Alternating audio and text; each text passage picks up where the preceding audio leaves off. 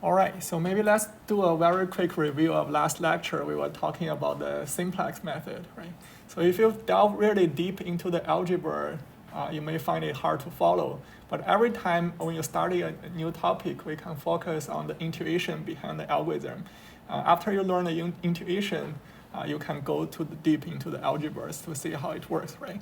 So just to remind you, the idea of the simplex method is the following, right? We already know that there exists an extreme point that is optimal for linear programming problem, right? So you can think about it, we start with the extreme point. Then we have this very nice optimality condition, which is the reduced cost has to be non-negative in order for a solution to be optimal. So if the reduced cost is not optimal, we will keep searching the neighboring extreme points until you arrive at an extreme point that you can certify is optimal, right? So now the question is, how do we search for an optimal extreme point, right? I remember, Jatni, you asked this question, how many directions do we need to search? Why don't we search the basic direction, right? So we come up with something called basic directions, which is you just change one of the non-basic variables from 0 to 1. And you can show that there are n minus m of those basic directions. Why that's the case? Because you can think about it, already have a bunch of linear equality constraints, ax equal to b. They are constraining you to a subset space, right? You can think about each of these linear equalities will eliminate 1 degree of freedom from your search direction, right? So if you have m equality constraints, that will eliminate m directions, right? So since you are in n dimension, the inequalities eliminate m dimensions. Each time you only have n minus m degrees of freedom to search. That's why you only need to check n minus m directions, right? So then the idea is that if you try those n minus m different directions, how far you can go, right? Of course, since they are reduced cost negative, you want to go as far as possible. That's why we have the threshold. Once you hit the boundary of that polyhedral, you should stop, right? If you go further, you are going out of that polyhedral, right? So the idea is just you keep searching the feasible directions until you arrive at a point where the reduced costs are non-negative. So you can check this intuition or the geometric intuition of the simplex methods, and you will find out that the algebra exactly matches the geometric intuition. Okay, so any questions for the previous lecture? Okay. So in this lecture, we are going to talk about, this is the last topic we will cover for linear programming. So it's called linear programming duality. All right, so let's first motivate linear programming duality a little bit. I'm sure you have seen this type of problem maybe when you were a freshman undergrad, right? So here is like if you have one very easy quadratic objective subject to one single constraint, right? How do we solve this type of problem if you were in your freshman calculus class? We use the so-called Lagrangian multiplier, right? You just multiply this constraint and bring it to the objective function. Then you form this Lagrangian function, right? And in order to get the optimal solution, you take derivatives with respect to x and y, respectively. So if you take derivative of this function with respect to x and y, and then you set the derivative to 0, right? Then you can quickly check that the solution to the derivative is nothing but x equals to y equals to p over 2, okay? And then you just add this primal constraint as well, which is x equals to y equals to 1. So that means p equals to 1, right? If you bring all those constraints together, then you get the optimal solution, which is x equals to y equals to 0.5, right? That's something you already learned in your calculus class. So now the question is, how do we apply this type of ideas of Lagrangian multiplier to a very generic linear programming problem, right? We have, if it's in the standard form, you can think about let's write it down. In the standard form, the problem we are talking about is the minimize C transpose X subject to the inequality constraint AX equals to B, remember A is an R M times N matrix, right? And then we have X greater than or equal to 0, right? So then what's the counterpart of the Lagrangian function for this problem, right? So let's try to derive it.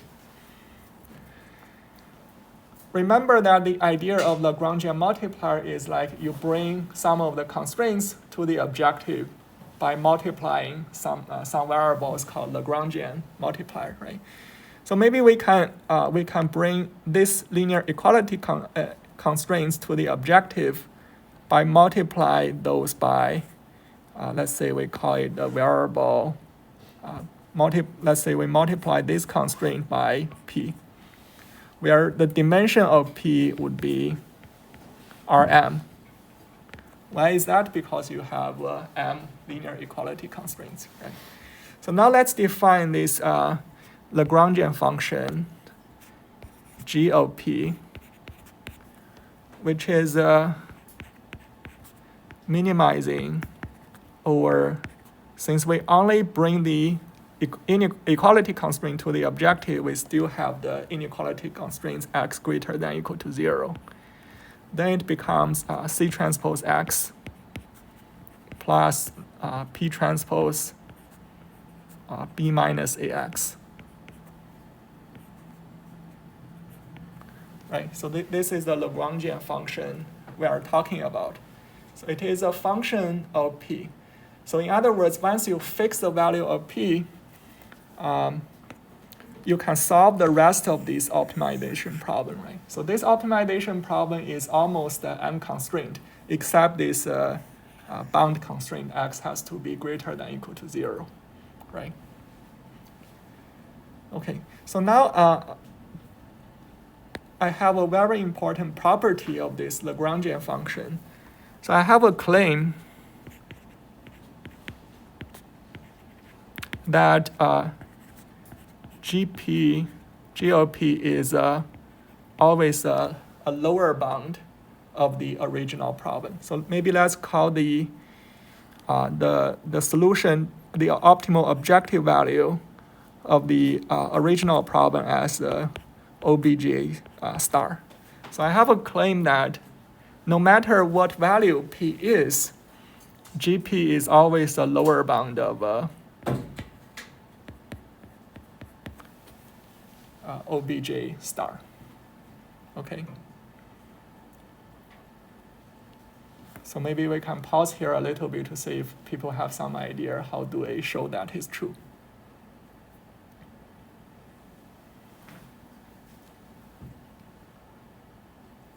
Okay, so maybe is the definition of the function g clear?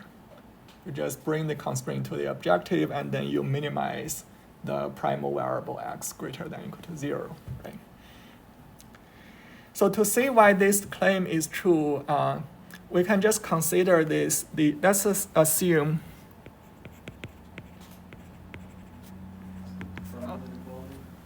triangular inequality.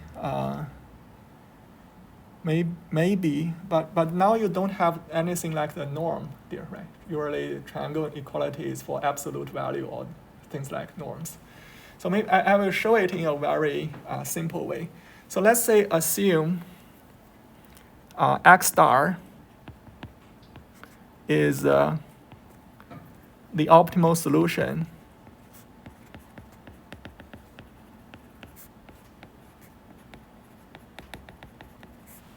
to the original problem.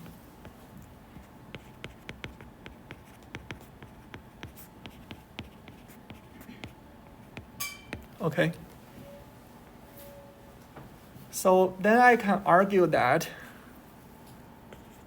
G of P is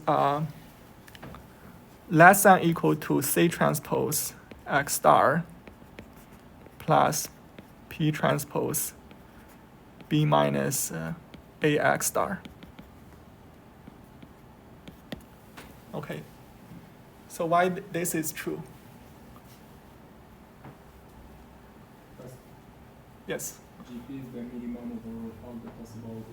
Yeah, exactly right. So by definition, G of P is the minimum of this function for all the possible x greater than or equal to 0, right? And x star is just happen to pick a solution which is the optimal solution to the original problem, right? So that's why if you pick x star, it must be greater than or equal to G of P, right? This is just by the definition of I'm solving a minimization problem here, right? So since x star is a feasible solution to the original problem, I know that this part equals to 0, right? Because x star is a feasible solution to the original problem.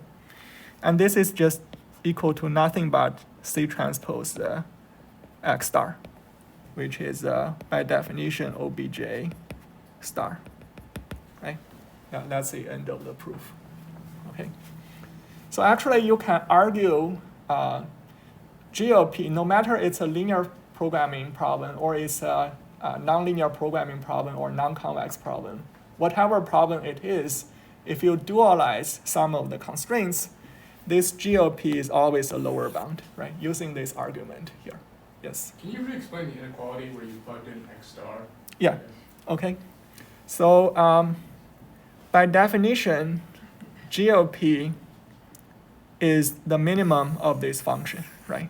For all x greater than or equal to 0, okay? And then x star is nothing but an x that is satisfy x greater than or equal to 0, right? So since you are taking all the minimum of this function over all the x greater than or equal to 0, and x star is just one of them, right? So that's why it must be, the G of P must be smaller than you just plug in x star, which is a solution you picked from the primal problem, okay? Yeah. So if you buy this part, then that argues that G of P is a lower bound for the original problem, right? But then the idea is, we can define something called Lagrangian dual.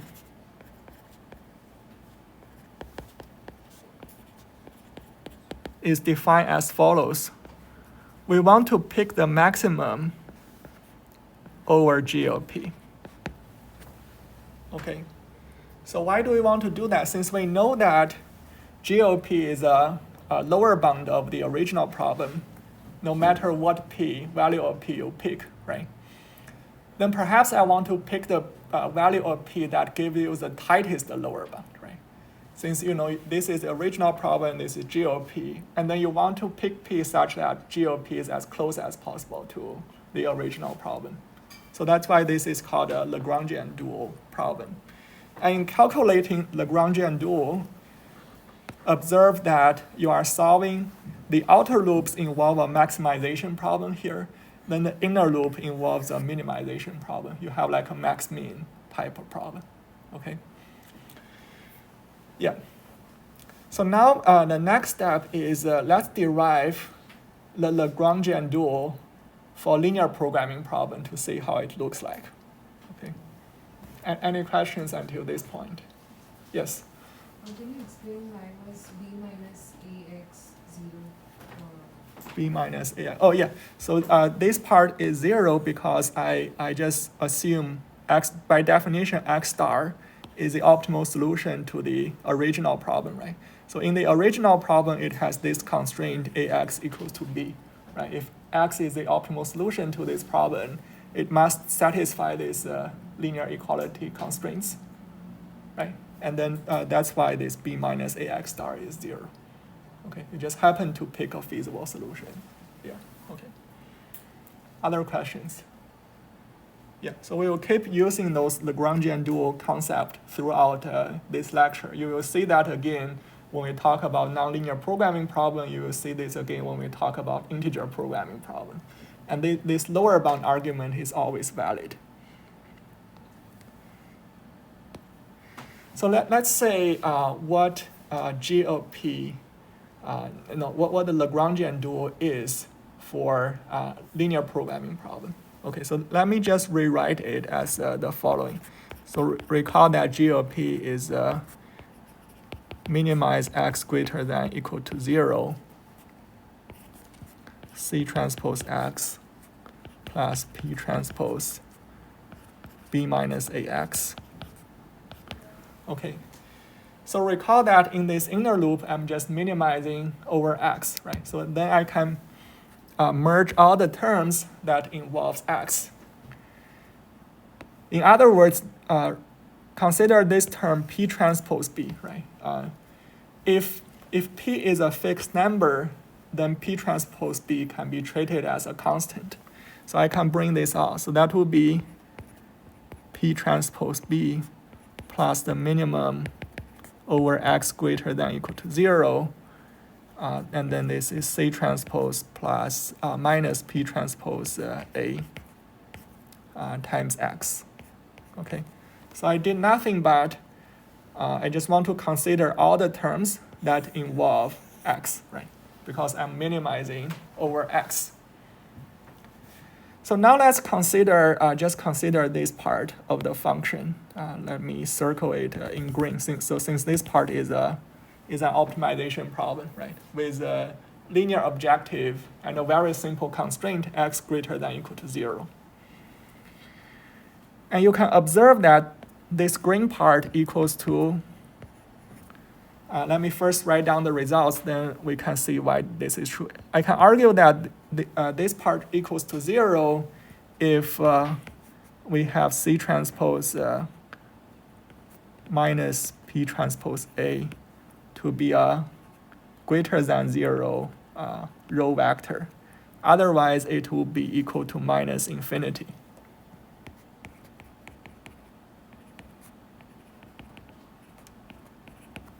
Okay.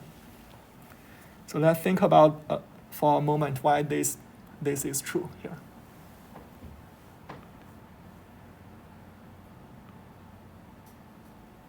Any thoughts? If all the components aren't greater than 0, then your minimization is going to just take the one that's negative all the way to minus infinity. Yeah, exactly right. So if all the components are non-negative, and X is also non-negative, right? So you are essentially taking the inner product of two non-negative vectors, right?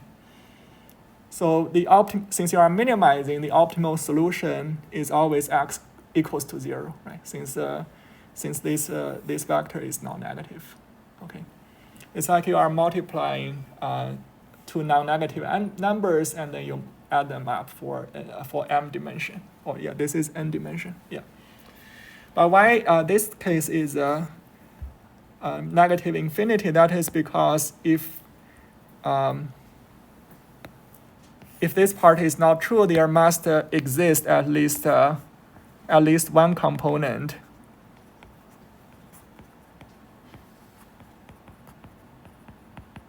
of C transpose minus P transpose A.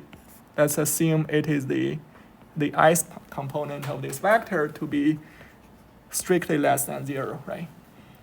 And then you can just choose X to be infinity, then you get negative infinity. Right?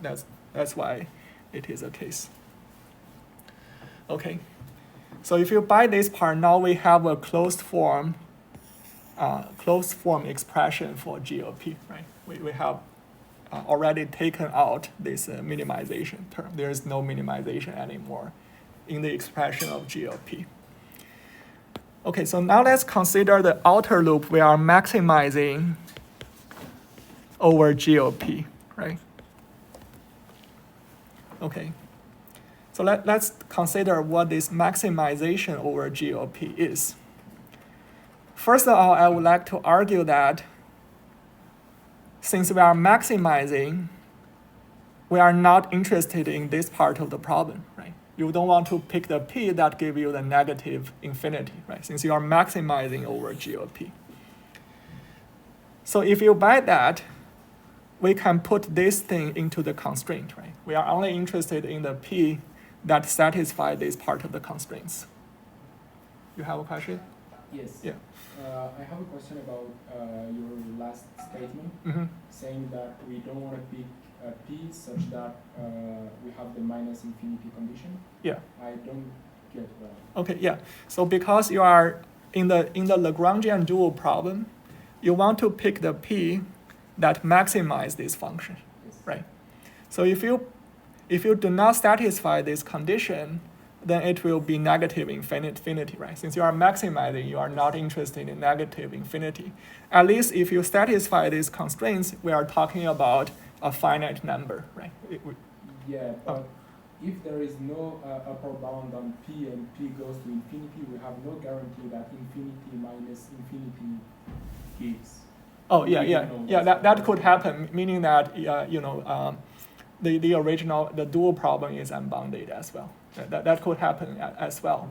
But we can first safely rule out this part because this part gives you negative infinity. Then you consider the other part. Then the other part may also be negative infinity as well. It could happen, but we can just safely remove the part where GOP is negative infinity. And then you can discuss when P satisfies this condition, what happens, okay? So let's say if you bet that we do not consider the P that directly give you negative infinity, then essentially this is equal to maximization over P, P transpose B, such that we have this constraint satisfied, C transpose minus P transpose A greater than or equal to 0 transpose. At least you can argue that this equality hold, right? Okay, because you want to maximize over P. So this optimization problem here, let me highlight in a different color, maybe in red. So this problem is called the LP dual of the primal problem. As you can see, this LP dual is also a linear programming problem, right? And the number of variables is equal to the number of constraints in the original problem, right? So the dimension of P in the dual problem is M, right? The original constraint in the original problem, in the primal problem is M. Here the dimension of the variables is M. But the number of constraints in the dual problem is N, right? That's equal to the number of variables in the primal problem. That's a very simple observation you can have. Okay. Any questions here? Can you repeat that one more time? The dimensions? Yeah, so the dimension, so let's say the primal, let's write it down. Primal and dual. So here we first talk about number of variables, right? And number of constraints. Okay, so in the primal problem, the number of variables x is n, right? And then in the dual problem, the number of variables is this p variables here, right? P is the same dimension as the number of equality constraints in the original problem. So this is m in the dual. So in the primal problem, we have actually m equality constraints and n x greater than or equal to constraints, right? That's a primal problem. In the dual problem, we have n, you can think, let's just think about this as a greater than equal to inequality constraints. Okay, yeah. So that's the LP dual of the standard form problem, right? As we know, we can write a linear programming problem in different forms. Let's say, is it here? Yeah, so let's say if you have a different form of a linear programming problem to be ax greater than or equal to b instead of the standard form, then what will be the LP dual? You can follow the same Lagrangian argument to derive the LP dual of this problem. Okay, so first of all, we need to think about what will be the Lagrangian function. in this case, I would like to argue that we need to pick the p such that p is greater than or equal to 0 instead of p being unconstrained. The reason is we always want the Lagrangian dual function to provide the lower bound of the original problem.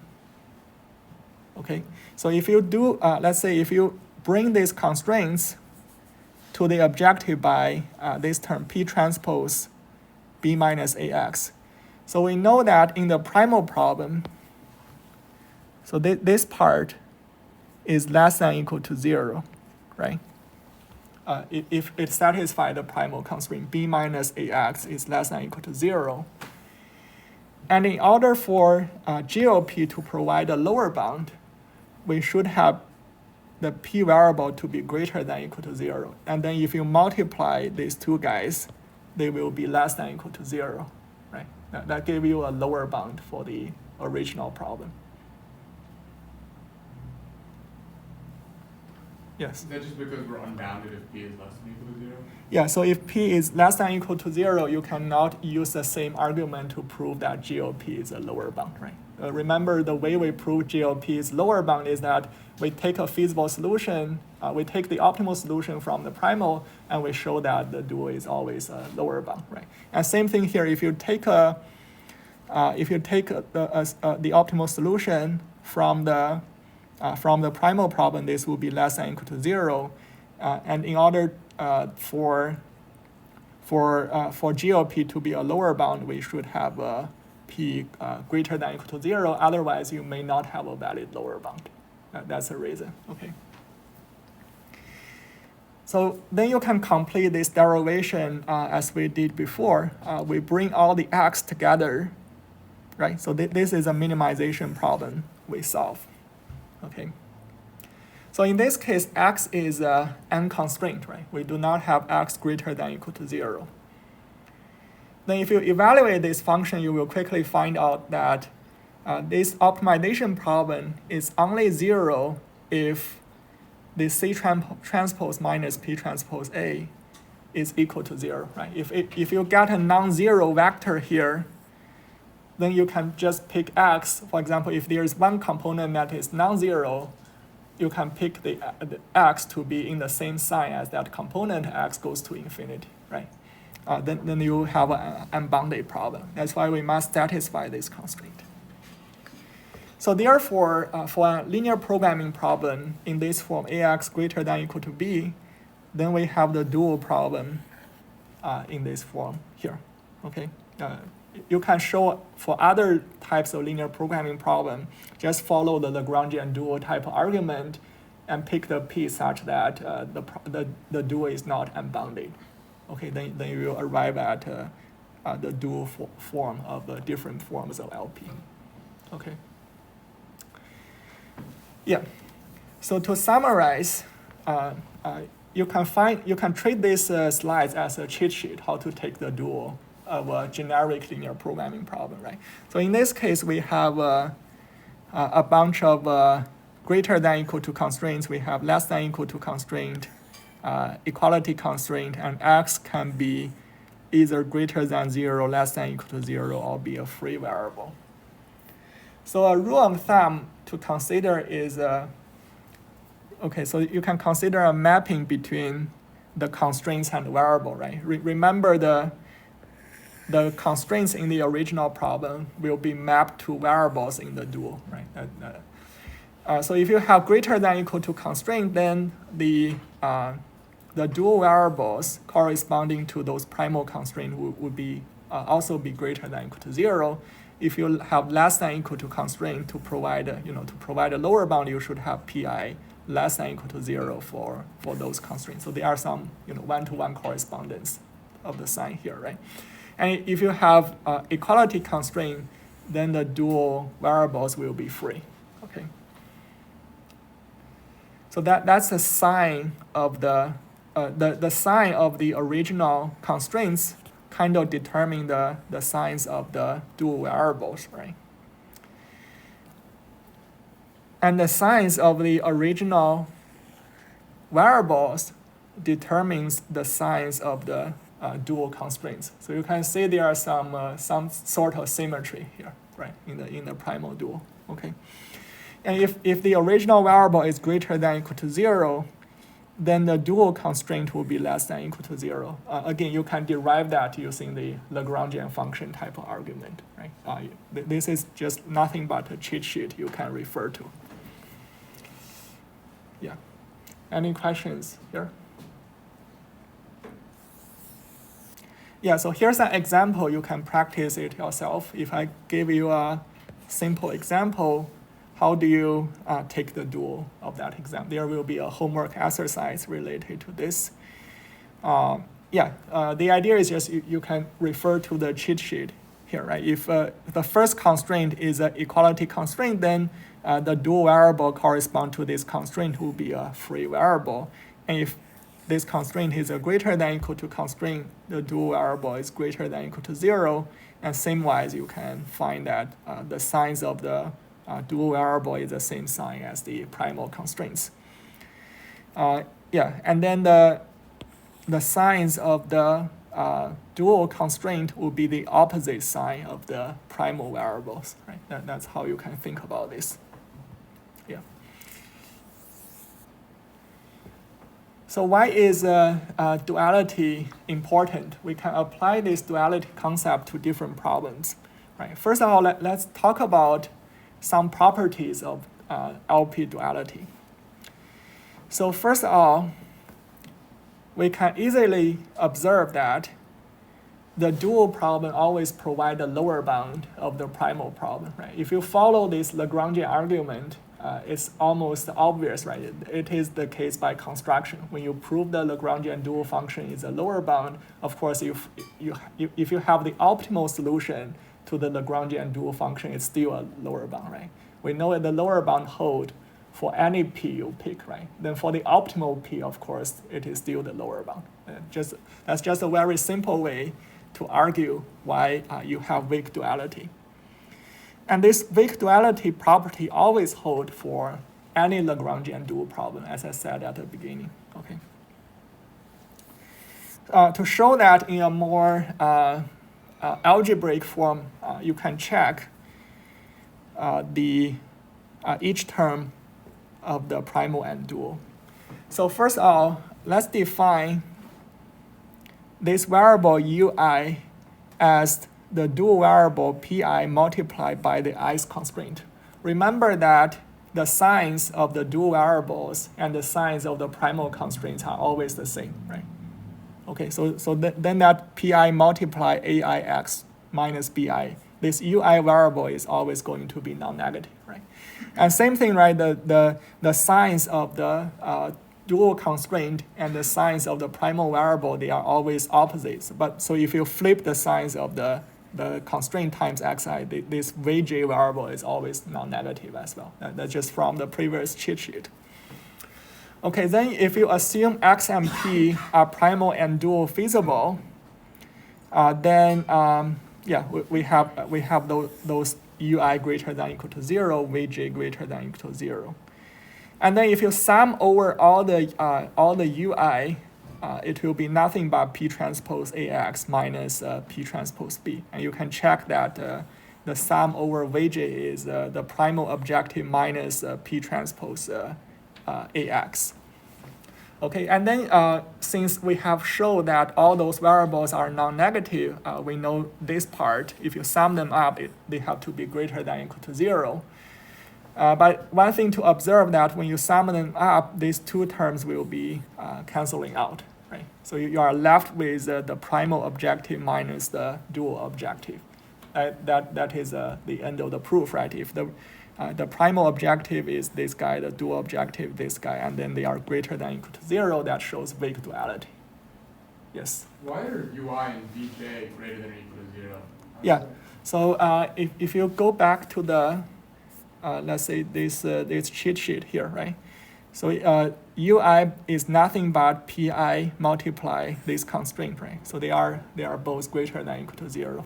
And the vj can also be seen from those constraints, right? So the dual constraints and the primal variable always have the opposite sign. This is AJ, P transpose AJ minus CJ, right? And the Vj is written in the opposite form, right? So what if P was a free variable and you had like an equality constraint? Yeah. So you can also check if P is a free variable, you have equality constraint. The equality constraint is always 0, right? Right. Then that is also true. Yeah. So you can check just by going over this cheat sheet. This argument is true. Okay. Yeah. So now we show the weak duality.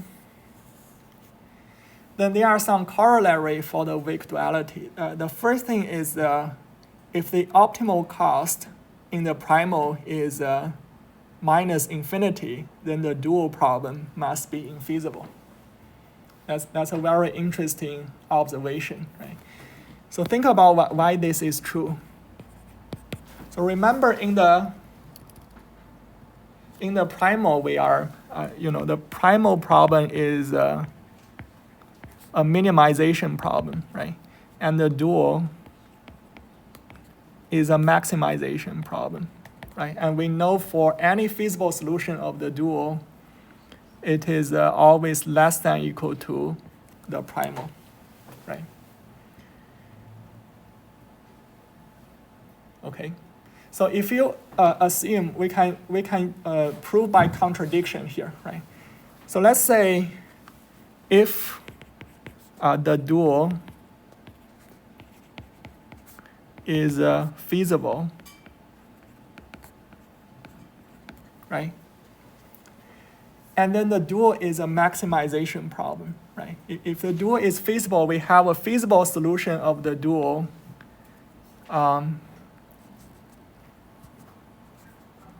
that is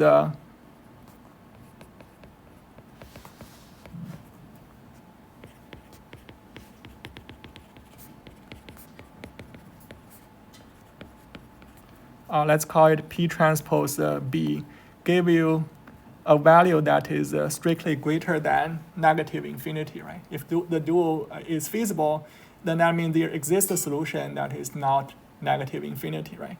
Since you are still maximizing the dual, right? And the dual must be smaller than the primal. That means the primal must be greater than negative infinity, right? So that says the dual must be infeasible, right? It is a proof by contradiction, okay? And same thing you can check if the optimal cost in the dual is infinity, then the primal problem must be infeasible. It is almost a symmetric argument you can check. Okay, so I will leave the proof here.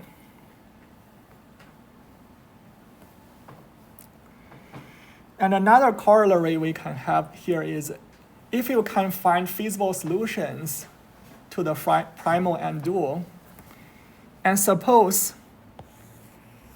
the primal objective and the dual objective are equal to each other, then you can argue that X and P are optimal solutions to the primal and dual respectively.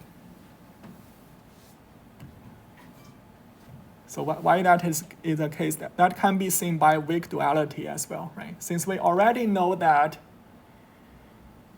the dual problem is always a lower bound than the primal problem, right? If you were able to find a solution of the dual and the primal and they are equal to each other, the only scenario is that they must be the optimal solution, right? Okay, that's a corollary here.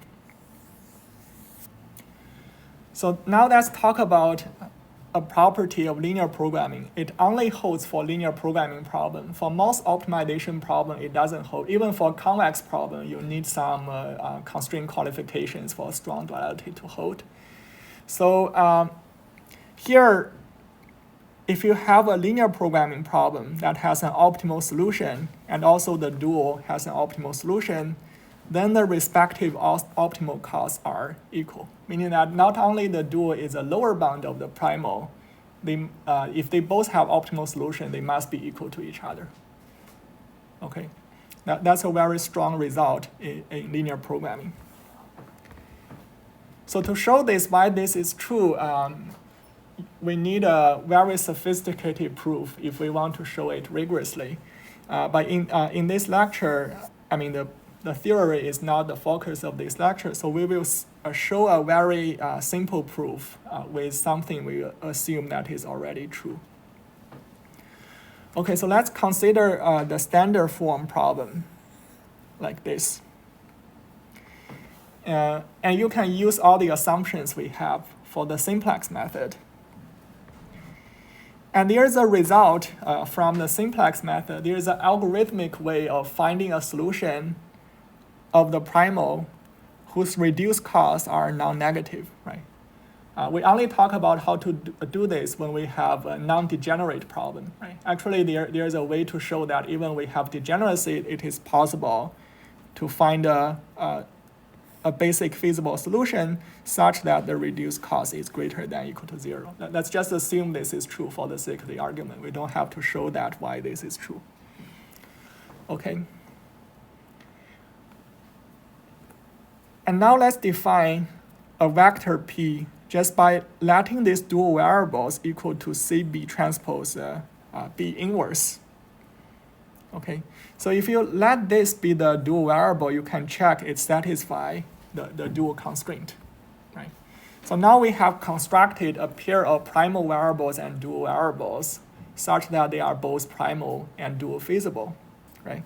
So you can check all the primal and dual constraints are satisfied. Then in addition, if you calculate the objective function, so P transpose B is, so this is a dual variables times B, right? And B inverse B is nothing but, the basic variable value in the primal, right? So that's why you can show that the primal objective equal to the dual objective if you can find a primal solution at the reduced cost with non-negative reduced cost. Okay. That kind of give you a sense why you have strong duality here. Okay, I see maybe people are a bit confused. Any questions here?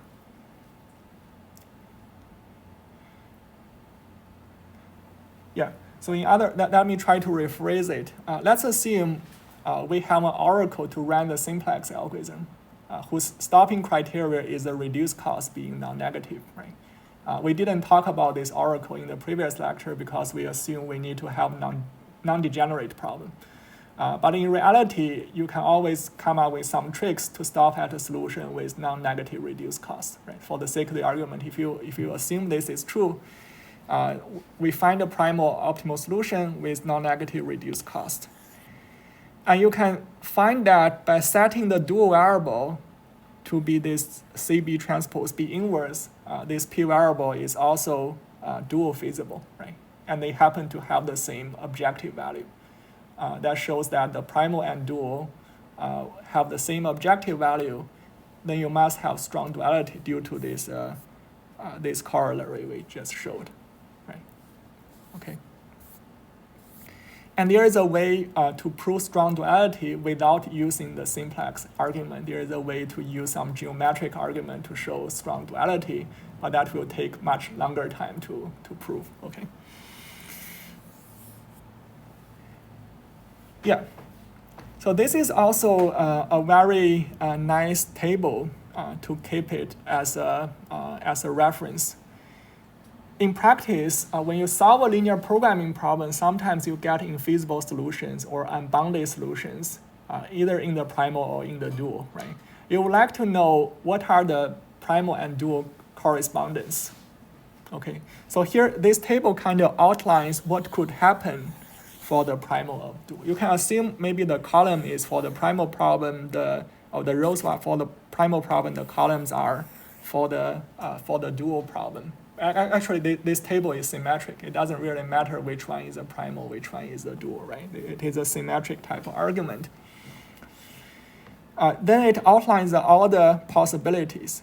So if the primal has a finite optimum, the only possibility is that the dual has a finite optimum. This is due to strong duality result, right? Okay, we just showed this. And if the primal problem is unbounded, the only possibility is that the dual problem is infeasible. This is one of the corollary we just showed. And if the primal problem is infeasible, then there are two cases that could occur. Either the dual problem is unbounded or they are both infeasible. In the textbook, there is an instance where both the primal and dual are infeasible. It could occur. But one thing, maybe the most important thing to remember is that when any of these problems have a finite optimum, then we must have strong duality, right? And then when any of these problems is unbounded, then the dual must be infeasible. That's some quick conclusion you can draw. Okay. Yeah. So here we are going to talk about another theorem called complementary slackness. Maybe you have seen it in other courses, like if you have taken a convex optimization class, this is part of the so-called KKT condition. Yes? Okay, just going back to the previous slide. Yeah. What's the intuition behind like both the primal and the dual problem, both being infeasible but having a possible solution? I guess the bottom right corner. I see. Yeah, I cannot improvise that, but there is a very trivial example in the textbook. Maybe, I can find it next time if you wish. Yeah.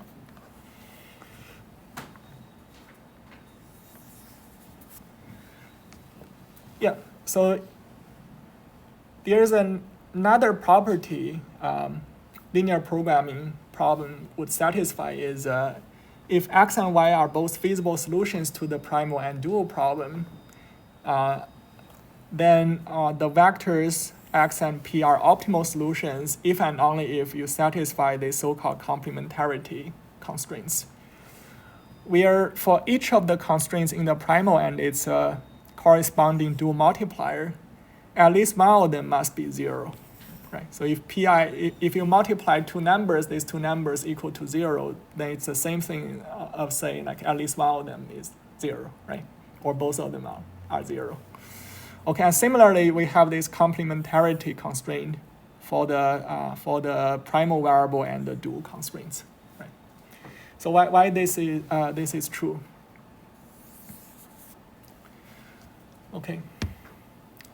So in the proof of weak duality, remember we define these ui and vj variables, right? Due to the sign constraints, you can argue that for all the primal and dual feasible solution, each of these ui has to be greater than or equal to 0, and each of the vj are greater than or equal to 0, right? And the difference between the primal solution and the dual solution is nothing but the sum over all the ui's and all the vj's, right? And the primal and dual problem are equal to each other if and only if all those guys are 0, right? Since they are all non-negative numbers. Right? If you have strong duality, it's equivalent to all those non-negative numbers are exactly 0. Right? If any of them is non-zero, you have a gap, basically. Okay? Is it clear?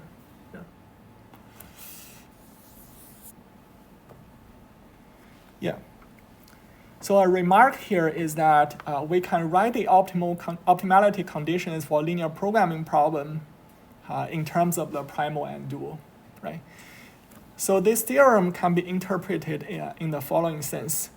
If you have primal feasibility, dual feasibility, and the complementary slackness, then if the primal and dual solutions satisfy these three conditions, essentially you have both the primal and the dual being optimal. This is a necessary and sufficient condition. And this condition is known as the KKT conditions for general convex optimization problem. We will cover in the next few lectures. But for linear programming, you can have a much simpler proof than a convex optimization problem. Okay. And this optimality condition is equivalent to saying that you have primal feasibility, dual feasibility, and the primal and dual objective are equal to each other, right? These two conditions are equal because of this equality here, right? If the left-hand side equals to 0 is equivalent to the right-hand side equal to 0, right? And the right-hand side equals to 0 is equivalent to say each of these components are 0. Right? That's just two optimality conditions for linear programming problem.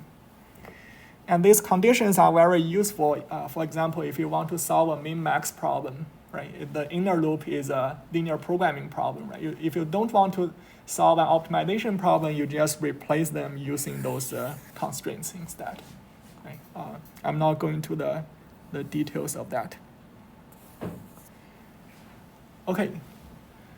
So now let's talk about something a lot of, let's say, MBA students like using in practice, right? If you go to work for a company, perhaps your boss would like to ask you, what is the shadow price of a resource? Actually, this concept of the shadow price comes from linear programming.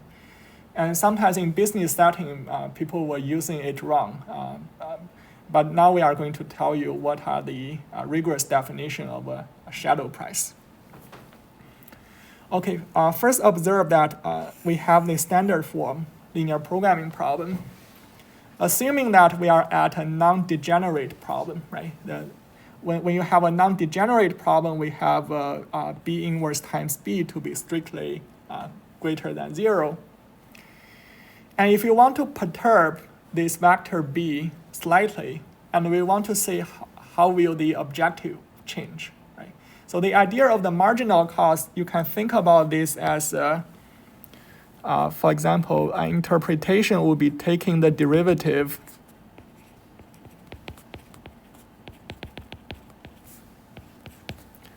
of the objective with respect to B.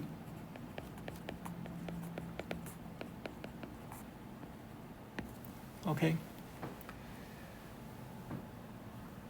So if you treat this this whole function as a function of B, let's say V of B is an optimization problem parameterized by B, right? And then we want to know that if B changes slightly, how much will this objective function change? It's like taking the derivative of this function VB with respect to B.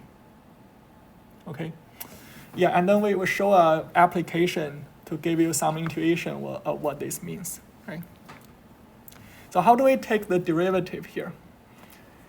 If we assume the problem is non-degenerate, B inverse B is strictly greater than or equal to 0, and one thing to observe is that while you are perturbing B a little bit, the reduced cost of this problem doesn't depend on B, right? Okay, so you still have the optimality condition satisfied. Okay, so this part is a reduced cost, or you can think about this part as the reduced cost being non-negative is equivalent to being dual feasible, right? We just check that. The reduced cost being non-negative is equivalent to dual feasible. In other words, this P variable remains dual feasible. And then remember the only thing we need to check is does this matrix B remain the optimal basis when D is small, right? So if you have non-degenerate solutions, if you perturb the vector B a little bit, we still have primal feasibility, right? Since this guy is strictly greater than or equal to 0, if you perturb the B vector a little bit, we still have this condition hold, right? So in other words, we still have a primal feasibility and dual feasibility if you only change this B vector a little bit by a vector D here, okay? Then as you can see, if we still maintain primal feasibility and dual feasibility for the original basis variables, then you can just use the same optimal basis if you perturb the B vector a little bit, right? The same basis still remain optimal. Okay, since they still satisfy the primal and dual feasibility, right? Then you can see the new objective will be CB transpose B inverse B plus D, right? Okay, so in other words, if you want to take the derivative with respect to this perturbation D here, the derivative is exactly the dual variable, right? So since the objective is P transpose D. Okay, and the dual variable can be interpreted as the marginal cost, also known as the shadow price per unit increase of the ith requirement bi.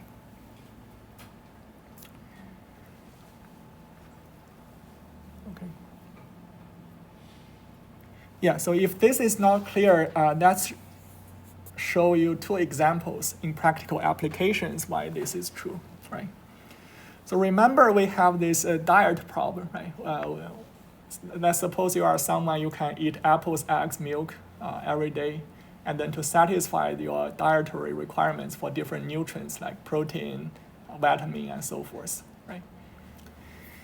And how do we interpret the reduced cost for the diet problem? The way we can do that is, remember the right-hand side of the diet problem is the nutrient requirement, right? You need to have at least this certain amount of calories, this certain amount of proteins, this certain amount of vitamins, right? That's the right-hand side of the dietary problem.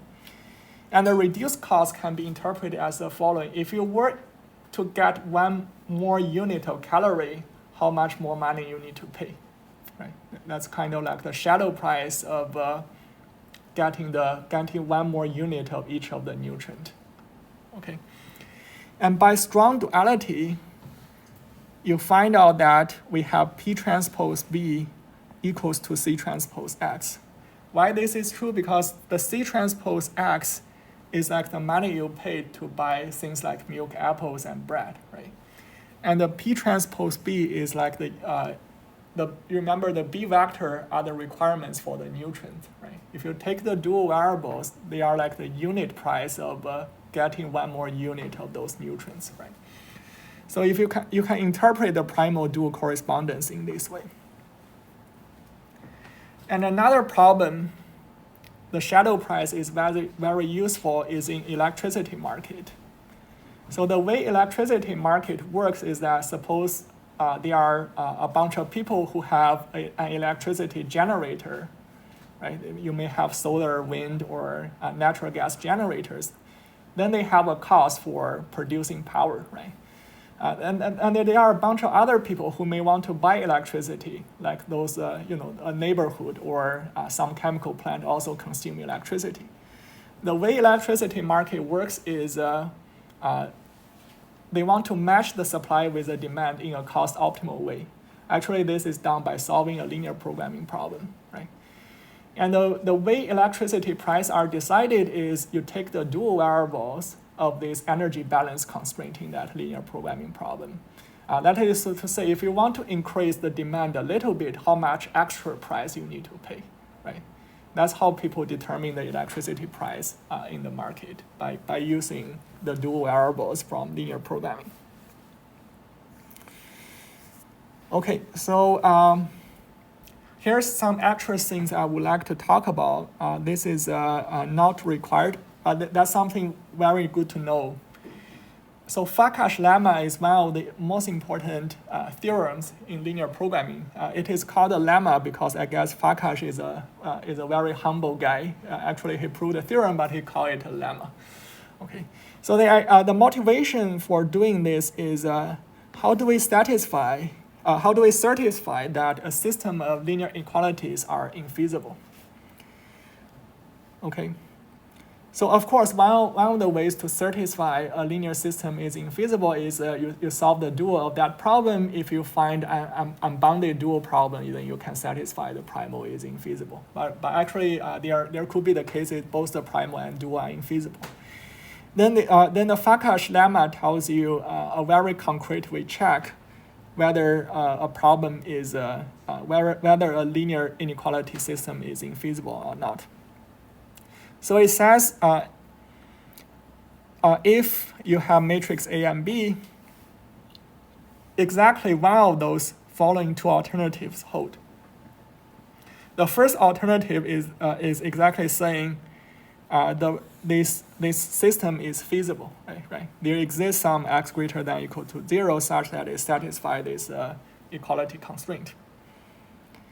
And the other thing is saying there exists a vector P such that P transpose A greater than or equal to 0, but P transpose B less than 0.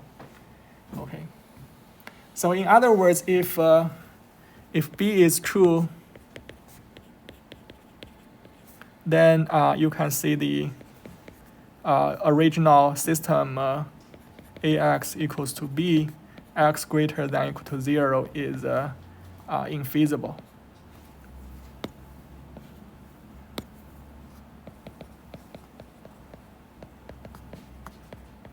Right, so this should be double set. If B is true, yeah. So the way to interpret this theorem is the following. You want to show that this system is infeasible, right? But it's not so easy to show. So if you can find a vector P that satisfies this constraint, then you get a certificate such that the original problem is infeasible, right? To find a certificate, you need to find a vector P that satisfies this condition. And you can see it is very easy to see that intuitively, right? If P satisfies P transpose A greater than or equal to 0, and P transpose B less than or equal to 0, then you can find a conflict of those inequalities. Okay. And the way to prove this is, as you can see, this part is almost like the dual of the original problem, right? In order to prove this, we only need linear programming duality. I'm not going to the details of the proof. You can just construct this primal and dual problem, since since you only want to check feasibility, right? There is no objective here. You can just put the objective of the primal as 0 transpose X, right? And then the dual would be this part of the problem. Then you can argue that if the dual is unbounded, then the primal is infeasible, right? Okay, and there are different forms of the Farkas lemma. We are, again, instead of using the standard form, you can use different forms of the linear programming problem. And then the way to prove that is using linear programming duality. Okay. So another theorem I would like to talk about briefly. This theorem is useful sometimes. To prove that you also need linear programming duality.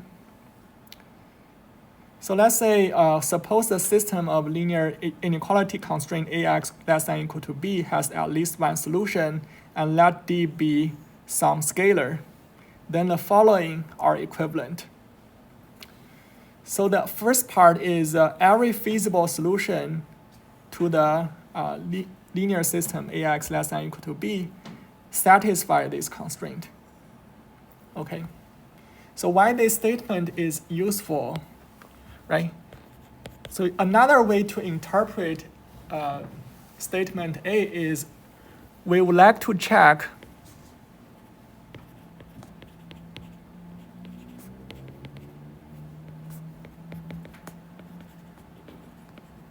whether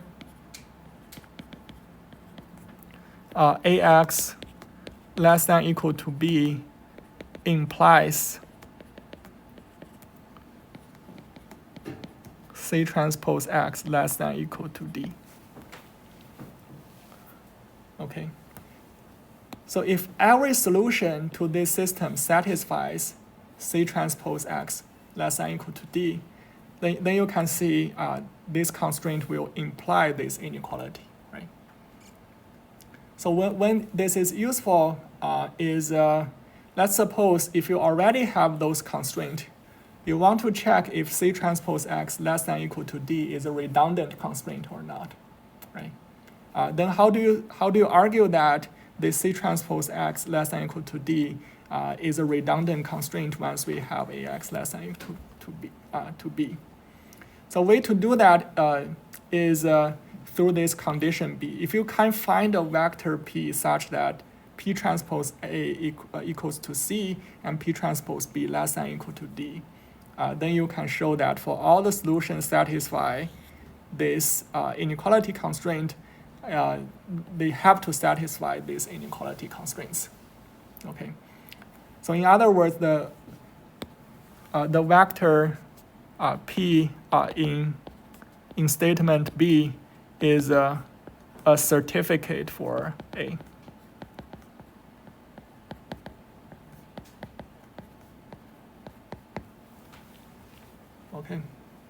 Yes. Just to clarify, the C here is not the same as like the C that was in the objective function earlier, right? Yeah, so you can think about this as any arbitrary vector C, right? But in order to prove that, actually, we use linear programming duality. So you can think about a C as, in order to prove that, you put a C in the objective. Okay, yeah. So here I put the proof here. You can also try it yourself using linear programming duality. Okay. Yeah, so I want to talk about this very quickly. So besides the primal simplex algorithm, there is also something called the dual simplex algorithm. We are not going to the details, but just to give you some intuition. The idea is to say we start with a dual feasible solution that satisfy, I should put it, the reduced cost to be greater than or equal to 0. Then we want to move to a primal feasible solution, right? Remember, the primal simplex algorithm is to say the other way around. If you have a primal feasible solution, we are trying to move to a dual feasible solution, right? And the dual simplex is the other way. Let's suppose you have a solution with reduced cost greater than or equal to 0. We want to move to a primal feasible solution. If they are both primal and dual feasible, then you are done, right? One thing to keep in mind is the dual simplex algorithm differs from applying the primal simplex algorithm to the dual. Okay, why that is the case? Because in dual simplex, we still assume the primal form of the problem is in standard form. The dual problem is not in standard form, right? Usually in primal simplex algorithm, you convert the problem to standard form and then you start applying the simplex algorithm. But here in this case, we still assume the primal is in standard form. Then we are trying to get the solution to satisfy the primal feasibility constraint. So when is a dual simplex algorithm useful, right? It is especially useful when you are repeatedly solving some problems with changing right-hand side B. Okay, why is that true? Because the dual feasibility does not depend on the right-hand side, right? So if you change the right-hand side vector B, the solution you got before still satisfy the dual feasibility constraint. You can start with the same basis which satisfy the dual feasible constraint, right? That's when dual simplex is especially useful. Okay, yeah, that's all I want to talk about today. Let's see if there are any questions. Okay, thank you.